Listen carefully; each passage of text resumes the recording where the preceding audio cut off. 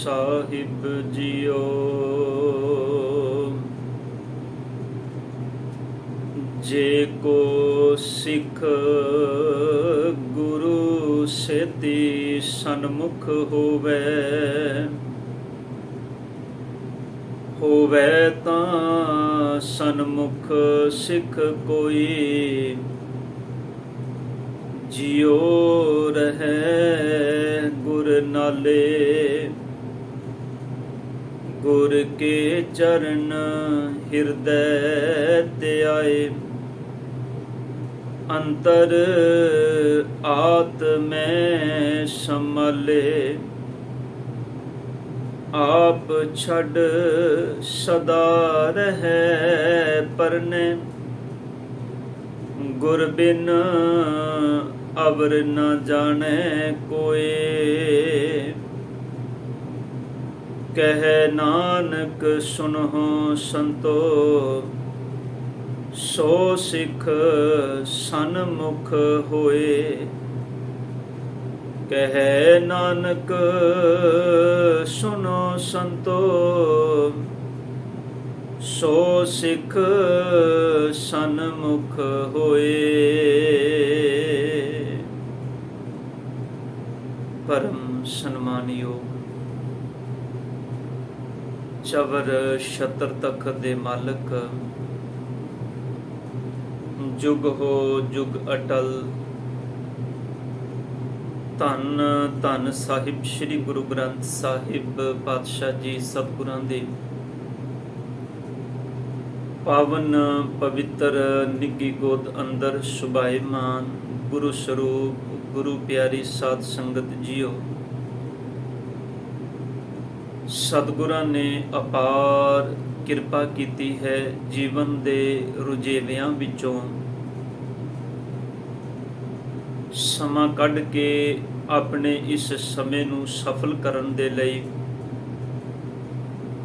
ਇਹਨਾਂ ਪਾਵਨ ਦੀਵਾਨਾਂ ਦੇ ਵਿੱਚ ਆਪ ਜੀ ਹਾਜ਼ਰੀ ਭਰ ਰਹੇ ਹੋ। ਅੰਮ੍ਰਿਤਮਈ ਬਾਣੀ ਦੇ ਅੰਦਰੋਂ ਇਲਾਹੀ ਬਾਣੀ ਦਾ ਕੀਰਤਨ ਗੁਰੂ ਸਵਾਰਿਆਂ ਪਾਸੋਂ ਆਪ ਜੀ ਨੇ ਸਰਵਣ ਕੀਤਾ ਹੈ। ਧੰਨ ਧੰਨ ਗੁਰੂ ਅਮਰਦਾਸ ਪਾਤਸ਼ਾਹ ਜੀ ਸਤਿਗੁਰਾਂ ਦੀ ਪਾਵਨ ਮੁਬਾਰਕ ਰਸਨਾ ਤੋਂ ਉਚਾਰਨ ਕੀਤੇ ਅੰਮ੍ਰਿਤ ਬਚਨ, ਪਾਵਨ ਆਨੰਦ ਸਾਹਿਬ ਜੀ ਦੀ ਅੰਮ੍ਰਿਤ ਬਾਣੀ ਦੀ ਵਿਚਾਰ ਆਪ ਇਹਨਾਂ ਦੀਵਾਨਾਂ ਵਿੱਚ ਪਿਛਲੇ ਦਿਨਾਂ ਤੋਂ ਲੈ ਕਰਕੇ ਸਰਵਣ ਕਰ ਰਹੇ ਹੋ। ਅੰਮ੍ਰਿਤਮਈ ਬਾਣੀ ਦੇ ਅੰਦਰੋਂ 21 ਨੰਬਰ ਪੌੜੀ ਜੋ ਆਪ ਜੀ ਨੇ ਵਿਚਾਰ ਅਧੀਨ ਅੱਜ ਸਰਵਣ ਕੀਤੀ ਹੈ। ਆਓ ਸਾਧ ਸੰਗਤ ਇਹਨਾਂ ਅੰਮ੍ਰਿਤ ਬਚਨਾਂ ਨੂੰ ਸਤਿਗੁਰ ਦੀ ਮਿਹਰਮਤ ਸਦਕਾ ਆਪਾਂ ਰਲ ਮਿਲ ਕੇ ਸਾਂਝੇ ਕਰਨਾ ਹੈ। ਇਹਨਾਂ ਅੰਮ੍ਰਿਤ ਬਚਨਾਂ ਨੂੰ ਵਿਚਾਰਨ ਤੋਂ ਪਹਿਲਾਂ ਆਪ ਜਿਤਨੇ ਤਨ ਗੁਰੂ ਦੇ ਚਰਨਾਂ ਵਿੱਚ ਜੁੜ ਬੈਠੇ ਹੋ, ਕਰੋ ਕਿਰਪਾ ਸੰਗਤ ਰੂਪ ਅਸੀਸ ਦਾਸ ਦੀ ਝੋਲੀ ਪਾਓ। ਬਖਸ਼ੋ ਅਸੀਸ। ਵਾਹਿਗੁਰੂ ਜੀ ਕਾ ਖਾਲਸਾ, ਵਾਹਿਗੁਰੂ ਜੀ ਕੀ ਫਤਿਹ। ਸਤਿਗੁਰੂ ਧੰਨ ਧੰਨ ਗੁਰੂ ਅਮਰਦਾਸ ਪਾਤਸ਼ਾਹ ਜੀ ਨੇ ਕਿਰਪਾ ਕੀਤੀ ਹੈ। ਅੱਜ ਇਸ ਪਾਵਨ ਪੌੜੀ ਦੇ ਅੰਦਰ ਜੋ ਅੰਮ੍ਰਿਤ ਬਚਨ ਦਾਤਾਰ ਪਿਤਾ ਜੀ ਨੇ ਬਖਸ਼ਿਸ਼ ਕੀਤੇ ਨੇ, ਉਹਨਾਂ ਅੰਮ੍ਰਿਤ ਬਚਨਾਂ ਦੇ ਅੰਦਰ ਸਤਿਗੁਰ ਨੇ ਗੁਰੂ ਦੇ ਸਨਮੁਖ ਰਹਿਣ ਦੀ ਗੱਲ ਕੀਤੀ ਹੈ। ਸਨਮੁਖ ਦਾ ਭਾਵ ਹੈ ਗੁਰੂ ਦੀ ਆਗਿਆ ਵਿੱਚ ਰਹਿਣਾ, ਗੁਰੂ ਦੇ ਹੁਕਮ ਵਿੱਚ ਰਹਿਣਾ। ਆਪਣੇ ਜੀਵਨ ਦੀ ਹਰ ਕਿਰਿਆ ਹਰ ਕਰਮ ਗੁਰੂ ਦੇ ਹੁਕਮ ਦੇ ਅਨੁਸਾਰ ਕਰਨ ਵਾਲਾ ਮਨੁੱਖ, ਉਹਨੂੰ ਸਤਿਗੁਰ ਦੇ ਸਨਮੁਖ ਕਿਹਾ ਜਾਂਦਾ ਹੈ। ਸਾਧ ਸੰਗਤ ਦੋ ਸ਼ਬਦ ਨੇ ਅੰਮ੍ਰਿਤ ਬਾਣੀ ਦੇ ਅੰਦਰ, ਇੱਕ ਸਨਮੁਖ ਤੇ ਦੂਜਾ ਮਨਮੁਖ। ਇਹਨਾਂ ਸ਼ਬਦਾਂ ਨੂੰ ਸਭ ਨੇ ਬਾਣੀ ਵਿੱਚ ਗੁਰਮੁਖ ਤੇ ਮਨਮੁਖ ਕਰਕੇ ਵੀ ਬਾਣੀ ਦੇ ਵਿੱਚ ਬਿਆਨ ਕੀਤਾ ਹੈ। ਗੁਰਮੁਖ ਜਾਂ ਸਨਮੁਖ ਉਹ ਹੈ ਜਿਹੜਾ ਸਦਾ ਗੁਰੂ ਦੀ ਆਗਿਆ ਵਿੱਚ ਜੀਵਨ ਜਿਉਂਦਾ ਹੈ, ਤੇ ਮਨਮੁਖ ਉਹ ਹੈ ਜਿਹੜਾ ਗੁਰੂ ਦੀ ਆਗਿਆ ਦਾ ਤਿਆਗ ਕਰਕੇ ਆਪਣੇ ਮਨ ਨੂੰ ਮੁੱਖ ਰੱਖ ਕੇ ਜੀਵਨ ਜਿਉਂਦਾ ਹੈ। ਸਤਿਗੁਰੂ ਗੁਰੂ ਗ੍ਰੰਥ ਸਾਹਿਬ ਪਾਤਸ਼ਾਹ ਜੀ ਦੀ ਪਾਵਨ ਬਾਣੀ ਅੰਦਰੋਂ ਆਓ ਆਪਾਂ ਇਹਨਾਂ ਪਾਵਨ ਬਚਨਾਂ ਨੂੰ ਸਮਝਣ ਦਾ ਯਤਨ ਕਰਨਾ ਹੈ। ਸਹਿਬ ਧੰਨ ਗੁਰੂ ਨਾਨਕ ਪਾਤਸ਼ਾਹ ਜੀ ਸਤਿਗੁਰਾਂ ਦੇ ਚਰਨਾਂ ਦੇ ਵਿੱਚ ਜੋਗੀਆਂ ਵੱਲੋਂ, ਸਿੱਧਾਂ ਵੱਲੋਂ ਇੱਕ ਸਵਾਲ ਰੱਖਿਆ ਗਿਆ। ਜਦੋਂ ਆਪ ਸਿੱਧ ਗੋਸ਼ਟ ਦੀ ਬਾਣੀ ਪੜ੍ਹਦੇ ਹੋ,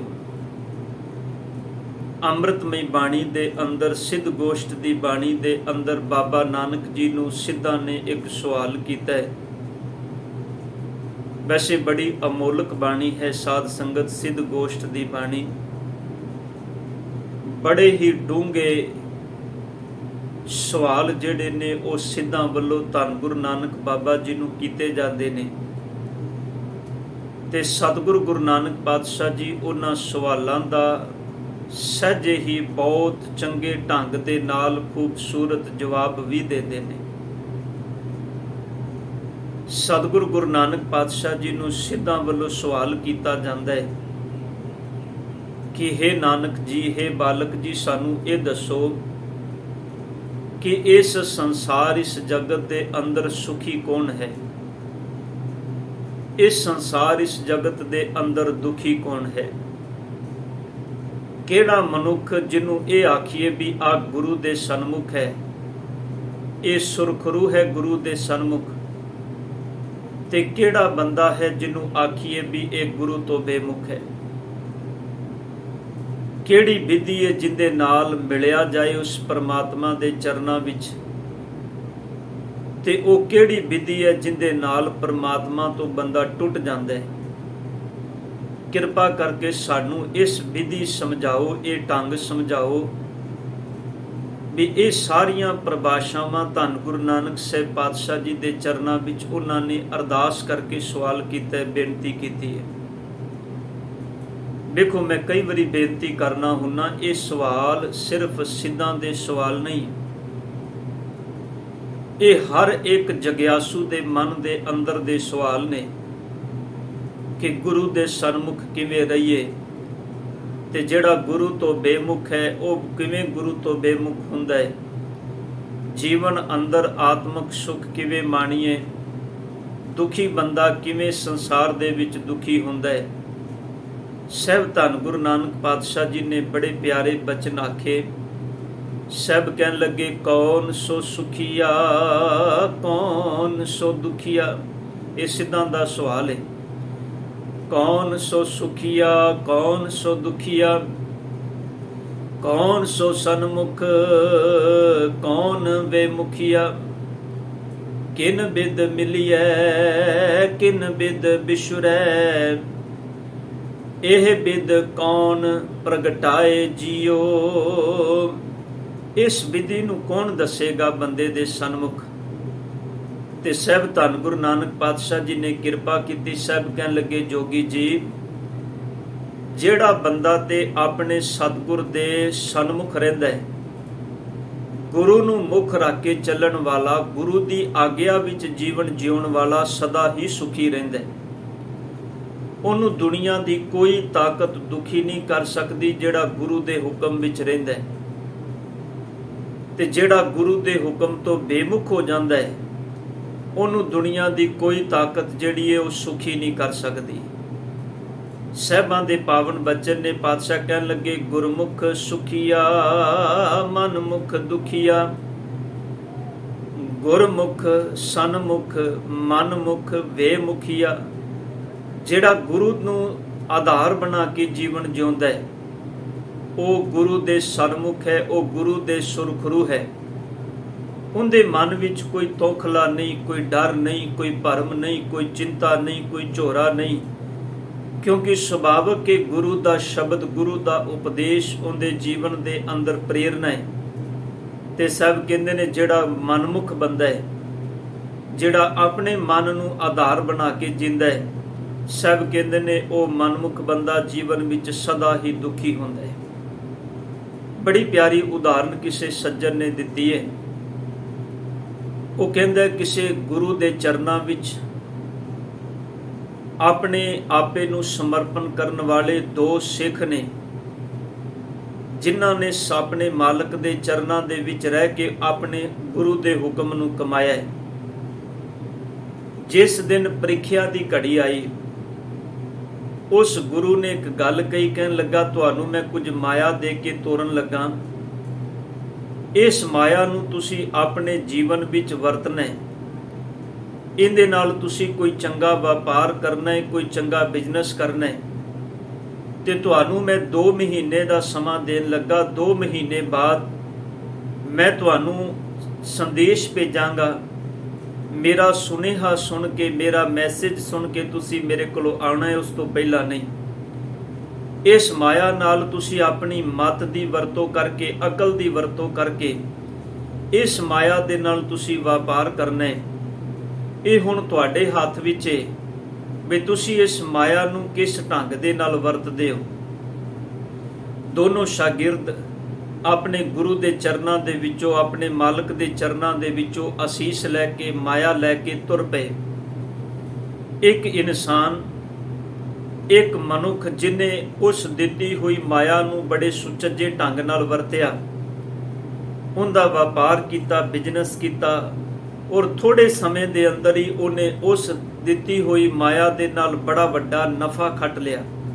ਬਹੁਤ ਸੋਹਣਾ ਵਪਾਰ ਕਰਕੇ ਚੰਗੀ ਮਾਇਆ ਇਕੱਠੀ ਕਰ ਲਈ।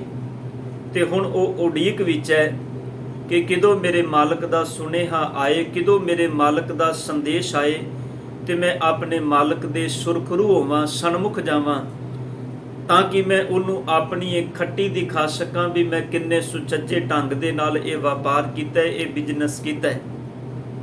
ਹੁਣ ਸਾਧ ਸੰਗਤ ਦੂਜੇ ਪਾਸੇ ਦੂਜਾ ਮਨੁੱਖ ਹੈ, ਉਹਨੇ ਵੀ ਆਪਣੇ ਮਾਲਕ ਦੀ ਅਸੀਸ ਲਈ ਤੇ ਘਰੋਂ ਚੱਲਿਆ ਸੀ, ਪਰ ਰਸਤੇ 'ਚ ਜਾਂਦਿਆਂ ਹੋਇਆਂ ਜਿੰਨੀ ਮਾਇਆ ਸੀ ਉਹਨੇ ਉਸ ਮਾਇਆ ਨੂੰ ਅਜਾਈਂ ਵਰਤਣਾ ਸ਼ੁਰੂ ਕਰ ਦਿੱਤਾ। ਕਿਤੇ ਖਾਣ ਪੀਣ ਵਿੱਚ ਉਜਾੜ ਦਿੱਤਾ, ਕਿਤੇ ਸੰਸਾਰ ਦੇ ਸੁੱਖ ਭੋਗਣ ਵਿੱਚ ਉਜਾੜ ਦਿੱਤਾ, ਤੇ ਮਨ ਵਿੱਚ ਇਹੀ ਸੋਚਦਾ ਰਿਹਾ ਵੀ ਅਜੇ ਮਾਇਆ ਬਹੁਤ ਹੈ, ਵਪਾਰ ਕਰਾਂਗਾ, ਬਿਜ਼ਨਸ ਕਰਾਂਗਾ, ਥੋੜੀ ਮਾਇਆ ਨਾਲ ਵੀ ਬਹੁਤ ਕਮਾ ਲਵਾਂਗਾ। ਪਰ ਸੱਚ ਵਿੱਚ ਜਾਂਦਿਆਂ ਜਾਂਦਿਆਂ ਪਤਾ ਹੀ ਨਹੀਂ ਲੱਗਾ, ਉਹ ਜਿੰਨੀ ਕੁ ਮਾਇਆ ਮਾਲਕ ਨੇ ਦੇ ਕੇ ਭੇਜਿਆ ਸੀ ਉਹ ਸਾਰੀ ਖਤਮ ਹੋ ਜਾਂਦੀ ਹੈ। ਹੁਣ ਇਹਦੇ ਮਨ ਵਿੱਚ ਇੱਕ ਚਿੰਤਾ ਹੈ, ਦੁੱਖ ਹੈ ਕਿ ਮੈਂ ਹੁਣ ਆਪਣੇ ਮਾਲਕ ਦੇ ਸਨਮੁਖ ਕਿਵੇਂ ਜਾਵਾਂ। ਭਾਵ ਮੈਂ ਜੋ ਮੇਰੇ ਮਾਲਕ ਨੇ ਮੈਨੂੰ ਪੂੰਜੀ ਦਿੱਤੀ ਸੀ ਮੈਂ ਉਹਨੂੰ ਗਵਾ ਚੁੱਕਾ। ਹੁਣ ਮੈਂ ਆਪਣੇ ਮਾਲਕ ਦੇ ਸਨਮੁਖ ਕਿਵੇਂ ਹਾਜ਼ਰ ਹੋਵਾਂਗਾ।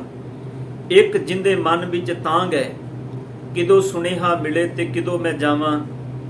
ਦੂਜਾ ਹੁਣ ਚਿੰਤਾ ਵਿੱਚ ਹੈ ਵੀ ਚੰਗਾ ਹੈ ਜੇ ਮਾਲਕ ਦਾ ਸੁਨੇਹਾ ਹੀ ਨਾ ਆਵੇ, ਇਹ 2 ਮਹੀਨੇ ਦਾ ਸਮਾਂ ਕਦੀ ਖਤਮ ਹੀ ਨਾ ਹੋਵੇ।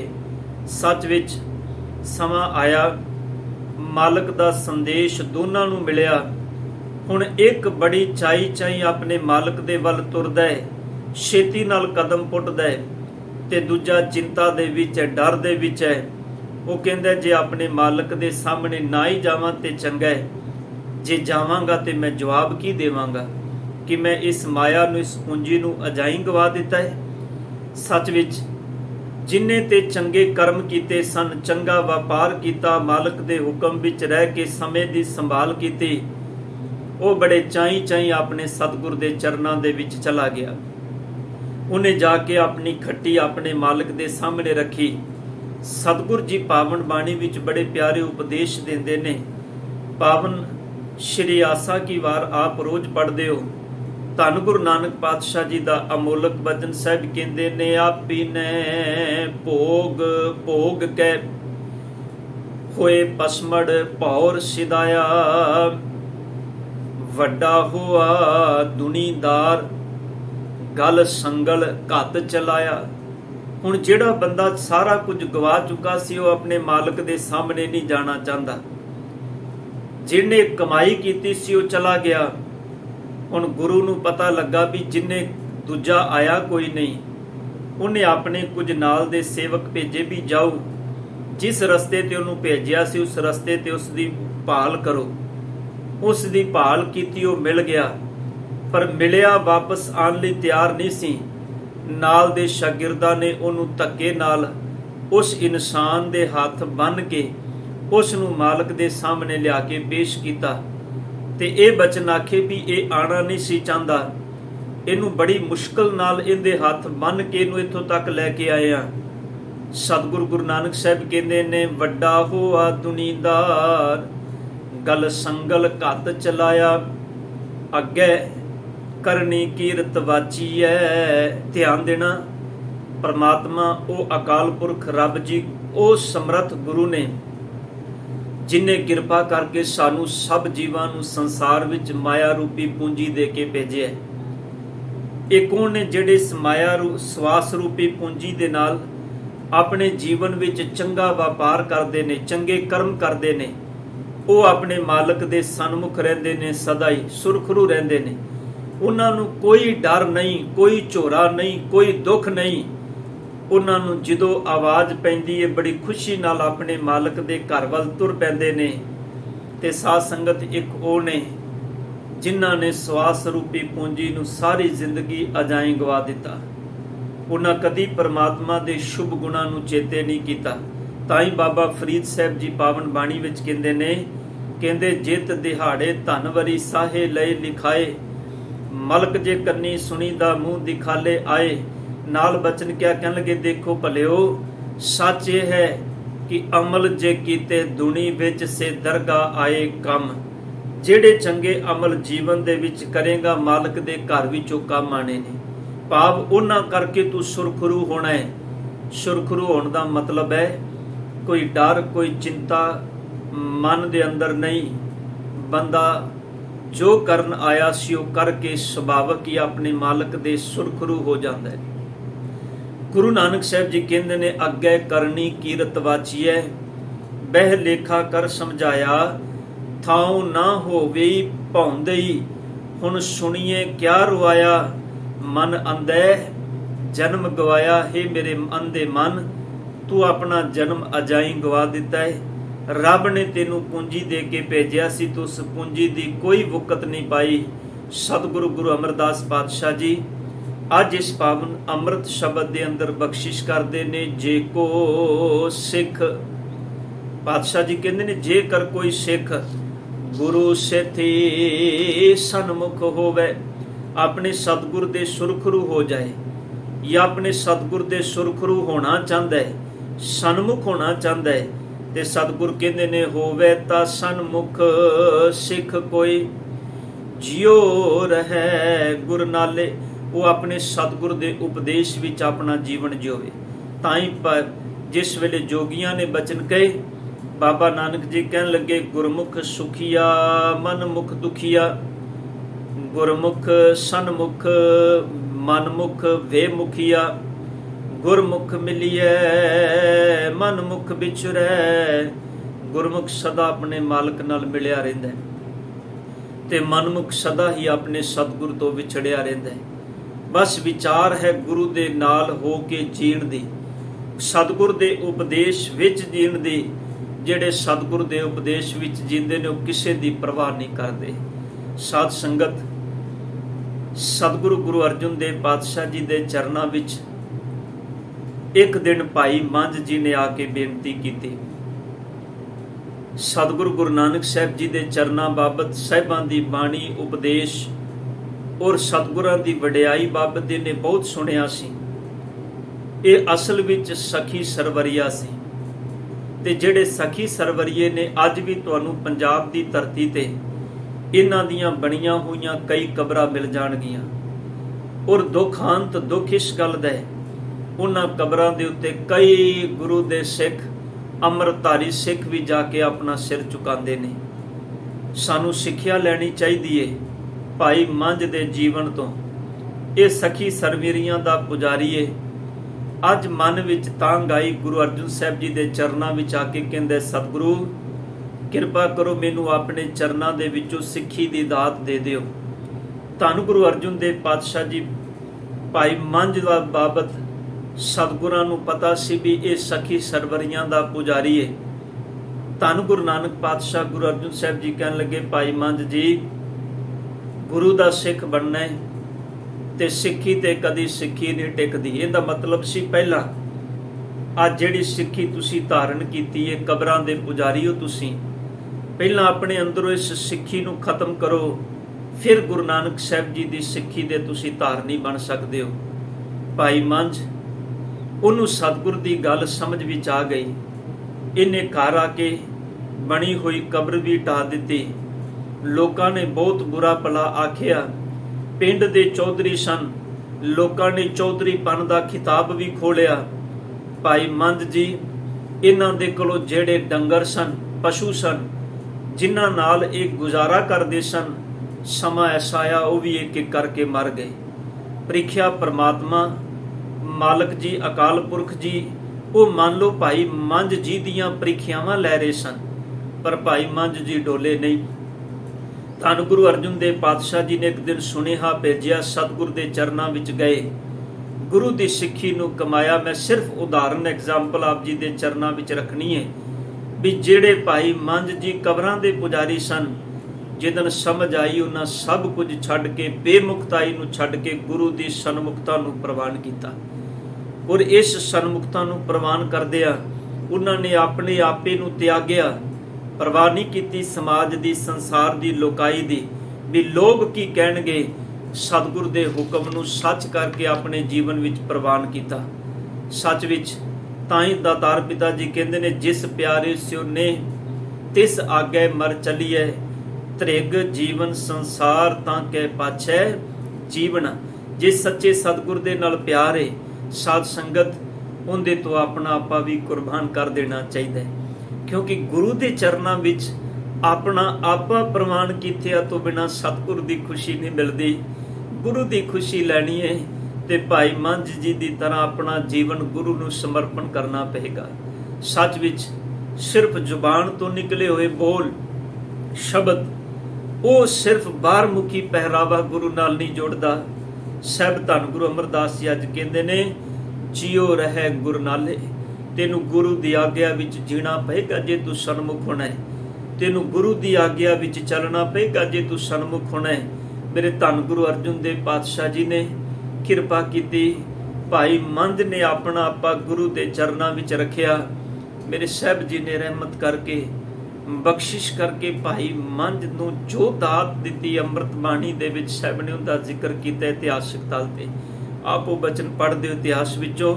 ਸਾਹਿਬ ਗੁਰੂ ਅਰਜਨ ਸਾਹਿਬ ਕਹਿਣ ਲੱਗੇ, ਮੰਝ ਪਿਆਰਾ ਗੁਰੂ ਕੋ, ਗੁਰੂ ਮੰਝ ਪਿਆਰਾ, ਮੰਝ ਗੁਰੂ ਕਾ ਬੋਹਿਥਾ ਜਗ ਲੰਘਣਹਾਰਾ। ਸਾਹਿਬ ਗੁਰੂ ਅਰਜਨ ਦੇਵ ਪਾਤਸ਼ਾਹ ਕਹਿਣ ਲੱਗੇ, ਮੇਰੇ ਮਾਲਕ ਜੀ, ਭਾਈ ਮੰਝ ਤੁਹਾਡੀ ਸਿੱਖੀ ਗੁਰੂ ਦੇ ਚਰਨਾਂ ਵਿੱਚ ਪ੍ਰਵਾਨ ਹੈ, ਕਿਉਂਕਿ ਤੁਸੀਂ ਆਪਣਾ ਆਪਾ ਵਾਰ ਕੇ ਵੀ ਸਤਿਗੁਰ ਦੇ ਉਪਦੇਸ਼ ਨੂੰ ਜੀਵਨ ਵਿੱਚ ਕਾਇਮ ਰੱਖਿਆ ਹੈ। ਬਸ ਗੁਰਮੁਖੋ, ਕੁਰਬਾਨ ਜਾਈਏ ਉਹਨਾਂ ਗੁਰਸਿੱਖਾਂ ਤੋਂ ਜਿਹੜੇ ਸਤਿਗੁਰ ਦੇ ਚਰਨਾਂ ਨਾਲ ਜੁੜੇ ਰਹਿੰਦੇ ਨੇ। ਉਹ ਦੁੱਖ ਸੁੱਖ ਦੀ ਪਰਵਾਹ ਕੀਤਿਆਂ ਤੋਂ ਬਿਨਾਂ ਆਪਣਾ ਆਪਾ ਗੁਰੂ ਦੇ ਚਰਨਾਂ ਵਿੱਚ ਸਮਰਪਣ ਕਰਦੇ ਨੇ। ਐਸੇ ਗੁਰਸਿੱਖਾਂ ਨੂੰ ਅੱਜ ਗੁਰੂ ਅਮਰਦਾਸ ਸਾਹਿਬ ਜੀ ਕਹਿ ਰਹੇ ਨੇ, ਜਿਉ ਰਹਿ ਗੁਰ ਨਾਲੇ, ਗੁਰ ਕੇ ਚਰਨ ਹਿਰਦੈ ਧਿਆਏ। ਉਹ ਸਦਾ ਆਪਣੇ ਸਤਿਗੁਰ ਦੇ ਉਪਦੇਸ਼ ਨੂੰ ਆਪਣੇ ਹਿਰਦੇ ਦੇ ਵਿੱਚ ਧਿਆਉਂਦੇ ਨੇ, ਆਪਣੇ ਮਨ ਵਿੱਚ ਦ੍ਰਿੜ ਕਰਦੇ ਨੇ। ਸਭ ਕਹਿੰਦੇ ਨੇ, ਗੁਰ ਕੇ ਚਰਨ ਹਿਰਦੈ ਧਿਆਏ। ਚਰਨ ਦਾ ਮਤਲਬ ਹੈ ਉਪਦੇਸ਼। ਆਪਣੇ ਸਤਿਗੁਰ ਦੇ ਉਪਦੇਸ਼ ਨੂੰ ਆਪਣੇ ਹਿਰਦੇ ਵਿੱਚ ਧਿਆਉਂਦੇ ਨੇ, ਦ੍ਰਿੜ ਕਰਦੇ ਨੇ। ਅੰਤਰ ਆਤਮੈ ਸੰਭਾਲੇ, ਤੇ ਅੰਦਰੋਂ ਆਤਮ ਕਰਕੇ ਆਪਣੇ ਸਤਿਗੁਰ ਦੇ ਅੰਮ੍ਰਿਤ ਉਪਦੇਸ਼ ਨੂੰ ਸੰਭਾਲਦੇ ਨੇ। ਉਹ ਜੀਵਨ ਦੀ ਹਰ ਕਿਰਿਆ ਨੂੰ ਕਰਦੇ ਆ, ਕਦੀ ਆਪਣੇ ਸਤਿਗੁਰ ਦੇ ਉਪਦੇਸ਼ ਤੋਂ ਦੂਰ ਨਹੀਂ ਹੁੰਦੇ। ਖਿਆਲ ਕਰਿਓ, ਉਹਨਾਂ ਦਾ ਸੇਵਾ, ਉਹਨਾਂ ਦਾ ਸਿਮਰਨ, ਉਹਨਾਂ ਦੀ ਜੀਵਨ ਦੀ ਹਰ ਜੁਗਤ ਗੁਰੂ ਦੇ ਹੁਕਮ ਵਿੱਚ ਹੁੰਦੀ ਹੈ। ਉਹ ਆਪਣੇ ਸਤਿਗੁਰ ਦੇ ਹੁਕਮ ਨੂੰ ਆਪਣੇ ਜੀਵਨ ਦਾ ਆਧਾਰ ਬਣਾ ਕੇ ਜਿਉਂਦੇ ਨੇ। ਅੰਤਰ ਆਤਮੈ ਸੰਭਾਲੇ ਦਾ ਮਤਲਬ ਹੀ ਹੈ ਆਪਣੇ ਅੰਦਰੋਂ ਗੁਰੂ ਦੇ ਸ਼ਬਦ ਉਪਦੇਸ਼ ਨਾਲ ਸਨੇਹ ਕਰਕੇ ਉਹਦੇ ਵਿੱਚ ਜੀਣਾ। ਐਸੇ ਗੁਰਸਿੱਖਾਂ ਨੂੰ ਗੁਰੂ ਅਰਜਨ ਸਾਹਿਬ ਜੀ ਪਾਵਨ ਬਾਣੀ ਵਿੱਚ ਕਹਿੰਦੇ ਨੇ, ਮੇਰੇ ਮਾਲਕ ਜੀ ਦੇ ਅੰਮ੍ਰਿਤ ਉਪਦੇਸ਼ ਧਨਾਸਰੀ ਰਾਗ ਵਿੱਚੋਂ ਆਪ ਅਕਸ਼ਰ ਪੜ੍ਹਦੇ ਹੋ। ਜਾ ਕੋ ਹਰ ਰੰਗ ਲਾਗੋ ਇਸ ਯੁਗ ਮੈਂ, ਸੋ ਕਹੀਅਤ ਹੈ ਸੂਰਾ। ਆਤਮ ਜਿਣੇ ਸਗਲ ਵਸਤਾਂ ਕੇ, ਜਾਂ ਕਾ ਸਤਿਗੁਰ ਪੂਰਾ। ਆਪ ਛੱਡ ਸਦਾ ਰਹੇ ਪਰਨੇ, ਆਪਣੇ ਆਪੇ ਦਾ ਉਹ ਤਿਆਗ ਕਰ ਦਿੰਦੇ ਨੇ। ਸਾਪਾਪ ਉਹ ਆਪਣੇ ਆਪੇ ਦੀ ਪਰਵਾਹ ਨਹੀਂ ਕਰਦੇ, ਆਪਣਾ ਆਪਾ ਗੁਰੂ ਦੇ ਚਰਨਾਂ ਵਿੱਚ ਸਮਰਪਣ ਕਰ ਦਿੰਦੇ ਨੇ। ਕਿੰਨੇ ਗੁਰਸਿੱਖ ਨੇ, ਤੁਸੀਂ ਰੋਜ਼ ਅਰਦਾਸ ਪੜ੍ਹਦੇ ਹੋ, ਅਰਦਾਸ ਵਿੱਚ ਇਹ ਅਮੋਲਕ ਬਚਨ ਤੁਸੀਂ ਰੋਜ਼ ਬਾਣੀ ਦੇ ਨਾਲ ਇਤਿਹਾਸ ਦੇ ਨਾਲ ਇਹਨਾਂ ਅਮੋਲਕ ਬਚਨਾਂ ਨੂੰ ਅਰਦਾਸ ਵਿੱਚ ਦ੍ਰਿੜ ਕਰਦੇ ਹੋ। ਸਾਧ ਸੰਗਤ ਜੀ, ਜਿਨ੍ਹਾਂ ਸਿੰਘਾਂ ਸਿੰਘਣੀਆਂ ਧਰਮ ਹੇਠ ਸੀਸ ਦਿੱਤੇ, ਬੰਦ ਕਟਵਾਏ, ਖੋਪਰੀਆਂ ਲੋਹਾਈਆਂ, ਚਰਖੜੀਆਂ ਤੇ ਚੜੇ, ਆਪ ਛੱਡ ਸਦਾ ਰਹਿ ਪਰਨੇ, ਜਿਹੜੇ ਆਪਣੇ ਆਪੇ ਦੀ ਪਰਵਾਹ ਨਹੀਂ ਕਰਦੇ, ਆਪਣੇ ਸਤਿਗੁਰ ਦੇ ਪਰਨੇ ਦੇ ਆਖਰੀ ਅਰਥ ਨੇ ਸਾਧ ਸੰਗਤ ਜੀ ਹੁਕਮ ਵਿੱਚ, ਜਿਹੜੇ ਆਪਣੇ ਸਤਿਗੁਰ ਦੇ ਹੁਕਮ ਵਿੱਚ ਚੱਲਦੇ ਨੇ, ਆਪਣੇ ਸਤਿਗੁਰ ਦੇ ਪੈ ਭਾਵਨੀ ਵਿੱਚ ਜੀਂਦੇ ਨੇ, ਆਸਰੇ ਤੇ ਜੀਂਦੇ ਨੇ। ਧੰਨ ਗੁਰੂ ਅਮਰਦਾਸ ਪਾਤਸ਼ਾਹ ਕਹਿੰਦੇ ਨੇ, ਆਪ ਛੱਡ ਸਦਾ ਰਹਿ ਪਰਨੇ, ਸਦਾ ਗੁਰੂ ਦੇ ਆਸਰੇ ਰਹਿੰਦੇ ਨੇ। ਗੁਰ ਬਿਨ ਅਵਰ ਨਾ ਜਾਣੇ ਕੋਈ, ਉਹ ਗੁਰੂ ਤੋਂ ਬਿਨਾ ਕਿਸੇ ਹੋਰ ਨੂੰ ਆਪਣੇ ਆਤਮਿਕ ਜੀਵਨ ਦਾ ਸਾਥੀ ਨਹੀਂ ਮੰਨਦੇ। ਉਹਨਾਂ ਨੂੰ ਸੋਝੀ ਆ ਗਈ ਏ ਕਿ ਜੇ ਸੋ ਚੰਦਾ ਉਗਵੇ ਸੂਰਜ ਚੜ੍ਹੇ ਹਜ਼ਾਰ, ਇਹ ਤੇ ਚਾਨਣ ਹੁੰਦਿਆਂ ਗੁਰ ਬਿਨ ਕੋਰ ਅੰਧਾਰ। ਗੁਰ ਬਿਨ ਕੋਰ ਅੰਧਾਰ, ਗੁਰੂ ਬਿਨ ਸਮਝ ਨਾ ਆਵੇ, ਗੁਰ ਬਿਨ ਸੁਰਤ ਨਾ ਸਿੱਧ, ਗੁਰੂ ਬਿਨ ਮੁਕਤ ਨਾ ਪਾਵੇ। ਧੰਨ ਗੁਰੂ ਅਮਰਦਾਸ ਪਾਤਸ਼ਾਹ ਕਹਿੰਦੇ ਨੇ, ਕਹੇ ਨਾਨਕ ਸੁਨੋ ਸੰਤੋ, ਸੋ ਸਿੱਖ ਸਨਮੁਖ ਹੋਏ। हे ਨਾਨਕ ਜੀ, ਇਹ ਆਖ ਜਿਹੜੇ ਆਪਣੇ ਆਪੇ ਨੂੰ ਸਤਿਗੁਰ ਦੇ ਚਰਨਾਂ ਵਿੱਚ ਰੱਖ ਦਿੰਦੇ ਨੇ, ਜਿਨ੍ਹਾਂ ਆਪਣਾ ਆਪਾ ਗੁਰੂ ਦੇ ਚਰਨਾਂ ਵਿੱਚ ਸਮਰਪਣ ਕਰ ਦਿੱਤਾ ਹੈ। ਮੈਂ ਬੇਨਤੀ ਕੀਤੀ ਸੀ ਪਿਛਲੇ ਦਿਨੀ ਵੀ, ਸੱਚ ਵਿੱਚ ਗੁਰਮੁਖੋ, ਜਿਨ੍ਹਾਂ ਨੇ ਆਪਣਾ ਆਪਾ ਗੁਰੂ ਨੂੰ ਸੌਂਪਿਆ, ਉਹ ਤੇ ਤਨ ਦੀ ਇਸ ਮੋਹ ਤੋਂ ਇੰਨਾ ਉੱਚਾ ਉੱਠ ਜਾਂਦੇ ਨੇ। ਮੈਂ ਅਕਸਰ ਇੱਕ ਉਦਾਹਰਨ ਦੇਣਾ ਹੁੰਦਾ ਵੀ ਧੰਨ ਗੁਰੂ ਗੋਬਿੰਦ ਸਿੰਘ ਪਾਤਸ਼ਾਹ ਜੀ ਦੇ ਫਰਜ਼ੰਦ, ਉਹਨਾਂ ਨੂੰ ਸੂਬੇ ਸਰਹੰਦ ਨੇ ਠੰਡੇ ਬੁਰਜ ਦੇ ਵਿੱਚ ਰੱਖਿਆ। ਗੁਰੂ ਕਾ ਮਰਜੀ ਵੜਾ ਸਿੱਖ, ਜਿਹਨੂੰ ਅਸੀਂ ਇਤਿਹਾਸ ਵਿੱਚੋਂ ਚੇਤੇ ਕਰਨੇ ਆ, ਭਾਈ ਮੋਤੀ ਰਾਮ ਮਹਿਰਾ। ਇਹਨੂੰ ਪਤਾ ਲੱਗਦਾ ਹੈ ਧੰਨ ਗੁਰੂ ਕਲਗੀਧਰ ਪਾਤਸ਼ਾਹ ਜੀ ਦੇ ਫਰਜ਼ੰਦ ਤੇ ਮਾਤਾ ਜੀ ਉਹ ਠੰਡੇ ਬੁਰਜ ਵਿੱਚ ਨੇ। ਖਾਣ ਲਈ ਜ਼ਾਲਮਾਂ ਨੇ ਕੁਝ ਨਹੀਂ ਦਿੱਤਾ, ਪੀਣ ਲਈ ਪਾਣੀ ਤੱਕ ਨਹੀਂ ਦਿੱਤਾ। ਇਹਦੇ ਮਨ 'ਚ ਦਇਆ ਆਈ। ਆਪਣੇ ਸਤਿਗੁਰ ਦੇ, ਆਪਣੇ ਸਤਿਗੁਰਾਂ ਤੋਂ ਕੁਰਬਾਨ ਹੋਣ ਵਾਲਾ ਇਹ ਗੁਰਸਿੱਖ, ਇਹਨੇ ਆਪਣੀ ਘਰਵਾਲੀ ਦੇ ਗਹਿਣੇ ਵੇਚ ਕੇ ਰਾਹ ਵਿੱਚ ਖੜੇ ਉਹਨਾਂ ਮੁਲਾਜ਼ਮਾਂ ਨੂੰ, ਸੈਨਿਕਾਂ ਨੂੰ ਮਾਇਆ ਦੇ ਕੇ, ਗੜਵਾ ਦੁੱਧ ਦਾ ਗਰਮ ਕਰਕੇ ਤੇ ਸਾਹਿਬਜ਼ਾਦਿਆਂ ਦੀ ਦੁੱਧ ਦੇ ਕੇ ਸੇਵਾ ਕੀਤੀ। ਗੁਰੂ ਦੇ ਚਰਨਾਂ ਵਿੱਚ ਪ੍ਰਵਾਨਗੀ ਲੈਣੀ ਹੈ। ਆਪਣੇ ਆਪੇ ਦੀ ਸਿੱਖ ਪਰਵਾਹ ਨਹੀਂ ਕਰਦਾ। ਮੈਂ ਕਹਿੰਦਾ ਤੁਹਾਨੂੰ ਭਾਈ ਮੋਤੀ ਰਾਮ ਮਹਿਰਾ ਜੀ, ਤੁਸੀਂ ਤੁਹਾਨੂੰ ਸੱਚ ਵਿੱਚ ਗੁਰੂ ਨੇ ਅੱਜ ਸਾਨੂੰ ਇੰਨੀਆਂ ਸਹੂਲਤਾਂ ਦਿੱਤੀਆਂ ਨੇ, ਇੰਨੇ ਸੁੱਖ ਸੰਸਾਰ ਦੇ ਦਿੱਤੇ। ਅਸੀਂ ਤਾਂ ਵੀ ਗੁਰੂ ਦੇ ਹੁਕਮ ਦੇ ਵਿੱਚ ਨਹੀਂ ਰਹਿ ਸਕਦੇ, ਤਾਂ ਵੀ ਜੀਵਨ ਜਿਉਂਦੇ ਹਾਂ ਤੇ ਆਪਣੀ ਮਰਜ਼ੀ ਅਨੁਸਾਰ। ਸਾਡਾ ਜੀਵਨ ਦਾ ਕੋਈ ਕਰਮ ਗੁਰੂ ਦੇ ਆਸਰੇ ਵਿੱਚ ਨਹੀਂ ਹੁੰਦਾ, ਗੁਰੂ ਦੇ ਹੁਕਮ ਵਿੱਚ ਨਹੀਂ ਹੁੰਦਾ। ਤੁਹਾਨੂੰ ਭਾਈ ਮੋਤੀ ਰਾਮ ਮਹਿਰਾ, ਤੁਸੀਂ ਤੁਹਾਨੂੰ ਤੁਹਾਡੀ ਗੁਰਸਿੱਖੀ ਤੋਂ ਕੁਰਬਾਨ ਜਾਈਏ, ਤੁਹਾਡੇ ਆਪਣੇ ਆਪੇ ਸਮਰਪਣ ਤੋਂ ਕੁਰਬਾਨ ਜਾਈਏ। ਤੁਸੀਂ ਆਪਣੇ ਪੂਰੇ ਪਰਿਵਾਰ ਨੂੰ ਕੋਲੂ ਦੇ ਵਿੱਚ ਪੀੜਨਾ ਪ੍ਰਵਾਨ ਕਰ ਲਿਆ, ਪਰ ਤੁਸੀਂ ਗੁਰੂ ਕੇ ਲਾਲਾਂ ਦੀ ਸੇਵਾ ਕਰਨ ਤੋਂ ਆਪਣੇ ਮਨ ਨੂੰ ਦੂਰ ਨਹੀਂ ਕੀਤਾ। ਤੁਹਾਡੀ ਇਹ ਗੁਰਸਿੱਖੀ ਸੱਚ ਵਿੱਚ ਜਦੋਂ ਤੱਕ ਦੁਨੀਆ ਰਹੇਗੀ ਤੁਹਾਨੂੰ ਸਿਜਦੇ ਕਰੇਗੀ, ਤੁਹਾਨੂੰ ਯਾਦ ਕਰੇਗੀ। ਤਾਂ ਹੀ ਗੁਰੂ ਅਮਰਦਾਸ ਸਾਹਿਬ ਜੀ ਕਹਿ ਰਹੇ ਨੇ, ਕਹੇ ਨਾਨਕ ਸੁਨੋ ਸੰਤੋ, ਜਿਹੜਾ ਆਪਣਾ ਆਪਾ ਛੱਡ ਕੇ ਗੁਰੂ ਦੇ ਆਸਰੇ ਵਿੱਚ ਰਹਿੰਦਾ ਹੈ, ਗੁਰੂ ਦੇ ਭਰੋਸੇ ਵਿੱਚ ਰਹਿੰਦਾ ਹੈ। ਸਭ ਕਹਿੰਦੇ ਨੇ ਗੁਰੂ ਤੋਂ ਬਿਨਾਂ ਕਿਸੇ ਹੋਰ ਨੂੰ ਗੁਰੂ ਦੇ ਤੁੱਲ ਨਹੀਂ ਜਾਣਦਾ। ਮੈਂ ਅੱਜ ਜਦੋਂ ਗੁਰਸਿੱਖਾਂ ਨੂੰ ਵੇਖਣਾ, ਸਿਰ ਹੱਥ ਸੱਚ ਵਿੱਚ ਬੜਾ ਦੁੱਖ ਲੱਗਦਾ ਹੈ। ਕਿਰਪਾਨਾਂ ਤਨ ਤੇ ਪਾਈਆਂ, ਪਰ ਸੱਚ ਵਿੱਚ ਬੰਦਾ ਦਰ ਦਰ ਦਾ ਮੁਹਤਾਜ ਬਣਿਆ ਫਿਰਦਾ ਹੈ। ਸੰਸਾਰ ਦੀਆਂ ਦਾਤਾਂ ਲੈਣ ਲਈ ਦਰ ਦਰ ਤੇ ਸਿਰ ਝੁਕਾਉਂਦਾ ਫਿਰਦਾ ਹੈ। ਮੇਰੇ ਸਾਹਿਬ ਕਹਿੰਦੇ ਨੇ, ਨਹੀਂ ਉਹ ਭਲਿਆ, ਜੇ ਗੁਰੂ ਦੇ ਸਨਮੁਖ ਰਹੇਗਾ ਤੇ ਗੁਰੂ ਕੋਲੋਂ ਦਾਤਾਂ ਮਿਲਣਗੀਆਂ। ਤੇ ਜੇ ਸੱਚ ਵਿੱਚ ਗੁਰੂ ਤੋਂ ਆਕੀ ਹੋ ਕੇ ਜੀਣਾ ਸ਼ੁਰੂ ਕਰ ਦਿੱਤਾ ਤੇ ਫਿਰ ਤੂੰ ਬੇਮੁਖਤਾਈ ਵਾਲਾ ਜੀਵਨ ਜੀਵੇਂਗਾ, ਸਨਮੁਖਤਾਈ ਵਾਲਾ ਨਹੀਂ। ਅੱਜ ਸਾਹਿਬ ਜੀ ਨੇ ਬਚਨ ਕਹੇ ਨੇ ਵੀ ਉਹ ਗੁਰਸਿੱਖ ਸੁਰਖਰੂ ਹੈ ਜਿਹੜਾ ਸਦਾ ਗੁਰੂ ਦੇ ਆਸਰੇ ਵਿੱਚ ਜੀਂਦਾ ਹੈ, ਗੁਰੂ ਦੇ ਉਪਦੇਸ਼ ਨੂੰ ਆਪਣੇ ਹਿਰਦੇ ਵਿੱਚ ਦ੍ਰਿੜ ਕਰਦਾ ਹੈ, ਸਦਾ ਸਤਿਗੁਰ ਦੇ ਉਪਦੇਸ਼ ਨੂੰ ਆਪਣੇ ਅੰਤਰਾਤਮੇ ਟਿਕਾ ਕੇ ਰੱਖਦਾ ਹੈ।